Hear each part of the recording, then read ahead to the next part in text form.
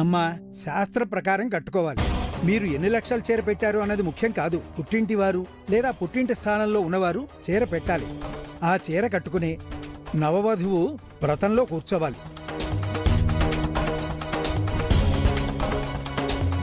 లేదు మేము ఇలాగే చేస్తాము అంటే వ్రతం చేసి కూడా ఫలితం దక్కదు.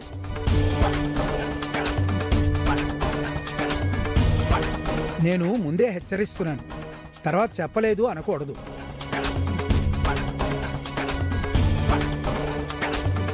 పంతులు గారు చెప్పేది కూడా నిజమే కదమ్మా. శాస్త్ర ప్రకారం చేయకపోతే వ్రత ఫలితం దక్కదు. అందులోనూ సత్యనారాయణ స్వామి వ్రతం ఎంతో భక్తితో నియమనిష్టలతో చెయ్యాలి.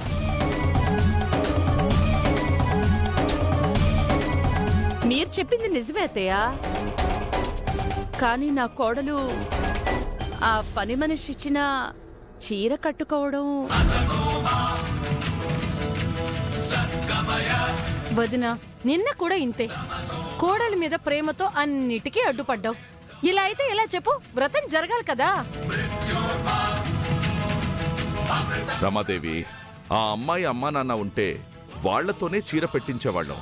లేరు లేదన్నప్పుడు తల్లి స్థానంలో నిన్న ఎలాగూ ఆవిడ కూర్చుంది కాబట్టి ఇప్పుడు కూడా ఆవిడిచ్చిన చీరనే పూజ అయిపోయే వరకు కట్టుకోనివ్వు. ఇక వేరే మార్గం ఏముంది? పైగా ముహూర్తానికి సమయం కూడా మించిపోతుంది. ఏమో, నాకైతే ఇష్టం లేదు. మీరందరూ చెప్తున్నారు కదా, ఏదో ఒకటి చేయండి.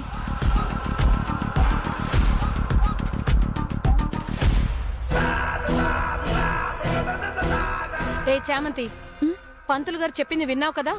ఇంకా అలా చూస్తూ నిలబడతావే? త్వరగా మీ అమ్మని చీర తీసుకుని రమ్మని చెప్పు.